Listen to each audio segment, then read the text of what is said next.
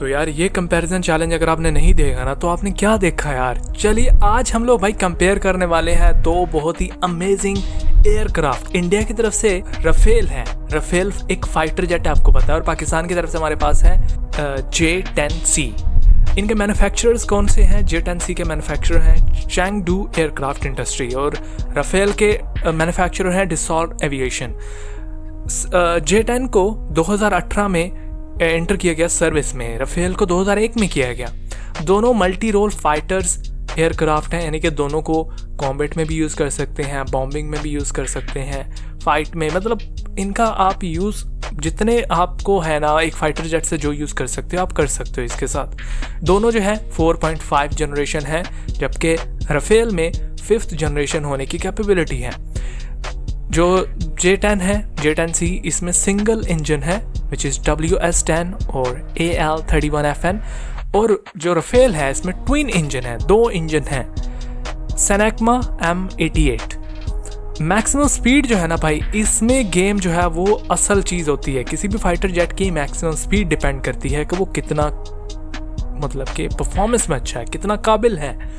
जो J-10C है इसकी स्पीड है मार्क 2.0, 2470 किलोमीटर पर आवर, और जो रफेल है इसकी स्पीड है 1.8, mark 1.8 which is 2222 kilometre per hour. Combat range कहते हैं रॉकेट्स के साथ, मिसाइल्स के साथ। ये जो हमारे पास फाइटर जेट है ये कितनी रेंज तक जा सकता है?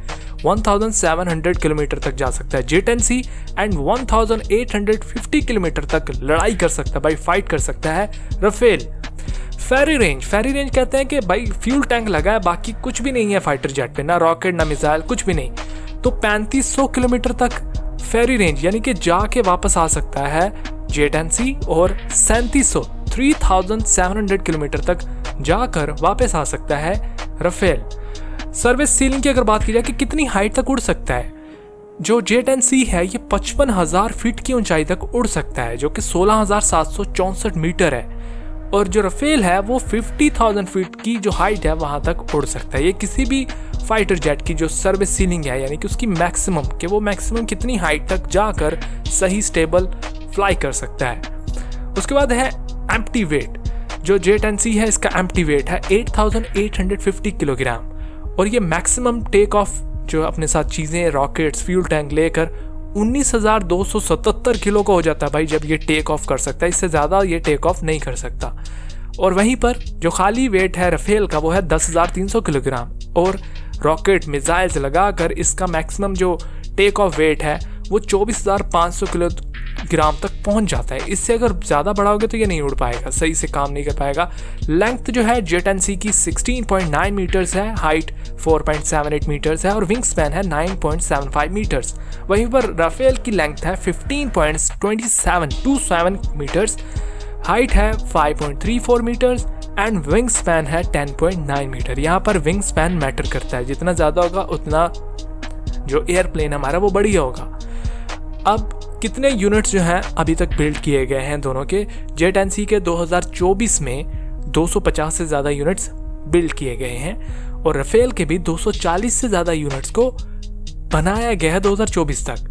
Unit cost which is the most important thing in this comparison, J-10C की प्राइस 30 से 40 मिलियन $, इससे कम भी हो सकती है, 20 मिलियन पर भी पाकिस्तान को मिले हैं, ठीक है। 20 से 40 मिलियन $, है J-10C की प्राइस, और रफेल की प्राइस देखो 90 से 100 मिलियन $, है। इससे ज़्यादा भी हो सकती है कि जितनी ज़्यादा टेक्नोलॉजी उसमें यूज़ की जाएगी, अपग्रेड किया जाएगा, उसकी प्राइस बढ़ती जाएगी। तो देख रहे हो, price difference is the big thing in this comparison. कौन कौन से कंट्री इनको ऑपरेट कर रहे हैं J-10C को? पाकिस्तान, चाइना, म्यांमार, और पॉसिबिलिटी है कि अब ईरान भी इनको बाय करे। वहीं पर जो रफेल के ऑपरेटर्स हैं जो इनको ऑपरेट कर रहे हैं, फ्रांस में तो जाहिर सी बात है इनको बनाया जाता है, वो ऑपरेट भी करते हैं, इंडिया, इजिप्ट, ग्रीस, UAE और कतर। तो भाई रफेल के भी ऑपरेटर्स अच्छे खासे तगड़े हैं। अब उसके बाद है थ्रस्ट टू वेट रेशो, ये भी इसकी एक है। ये जितनी ज़्यादा होगी उतना ही जो फाइटर जेट है वो क्विक रिस्पॉन्स करेगा, वो मतलब उसकी स्पीड क्विकली इंक्रीज होगी, डिक्रीज होगी, या जो भी मनूवर उसने करने होता है वो थ्रस्ट टू वेट रेशो के हिसाब से थे। तो J-10C की है 1.1 और जो रफेल है उसकी है 1.13। रेडार सिस्टम रडार सिस्टम जाहिर सी बात है दोनों में जो जेट-10C है उसमें KLJ7AESA रडार जो कि चाइनीज़ बेस्ड रडार है, और वहीं पर जो राफेल है उसमें RBE2AA रडार है जो कि फ्रेंच बेस है। वेपन कैपेबिलिटी क्या है कि जेट-10C PL-15, PL-10, LS-6, YJ-91 और इस तरह के और भी रॉकेट्स को अपने साथ कैरी कर सकता है। वहीं पर राफेल जो है मीटियोर, MIC, SCALP और इस तरह के और भी बहुत ही खतरनाक किस्म के वेपन्स को कैरी कर सकता है during the combat. Stealth features दोनों में जो है वो एक जैसी हैं तकरीबन। RCS टेक्नोलॉजी दोनों में है कि रेडियो मतलब रडार पे ये दोनों बहुत कम स्पॉट होते हैं, जितने भी ये दो इसमें जेट-10C में भी राफेल में भी तकरीबन सेम स्टेल्थ फीचर्स अवेलेबल हैं। एवियोनिक्स और कॉकपिट, जेट-10C में ग्लास कॉकपिट है विद हेलोग्राफिक HUD, यानी कि स्क्रीन के ऊपर आपने देखा होगा अक्सर वो सारी इंफॉर्मेशन आ रही होती है। सेम अगर हम देखें राफेल में तो advance digital with HUD touch screen का भी सिस्टम राफेल में दिया गया है कॉकपिट में, जहां पर इसे जो पायलट है वो इन सारी चीज़ों के साथ ऑपरेट कर सकता है। इलेक्ट्रॉनिक वारफेयर, तो जेट-10C में मॉडरेट ECM सिस्टम है, वहीं पर राफेल में स्पेक्ट्रा EW सूट सिस्टम है। इलेक्ट्रॉनिक वारफेयर कहते हैं कि आप जब लड़ रहे होते हैं फाइट में तो आप दूसरे मतलब रेडार्स को कैसे आप मतलब उनको इफेक्ट कर सकते हैं, उनको अपनी जो सिग्नल से जो है वो डैमेज कर सकते हैं। उसके बाद कैरियर कैपेबिलिटी, जो राफेल है वो एयरक्राफ्ट कैरियर से उड़ सकता है, उसमें कैपेबिलिटी है एयरक्राफ्ट कैरियर से उड़ने की, वहीं पर जेट-10C में ये कैपेबिलिटी नहीं है। तो ये थी आज की वीडियो। आई होप कि आज का ये जेट-10C और राफेल का कंपैरिजन आपको अच्छा लगा होगा। अगर थोड़ा सा भी आपको कंपैरिजन अच्छा लगा वीडियो को लाइक शेयर, चैनल को सब्सक्राइब करना जरूर कीजिएगा। Thank you so much for watching this video. See you in the next video. Bye bye.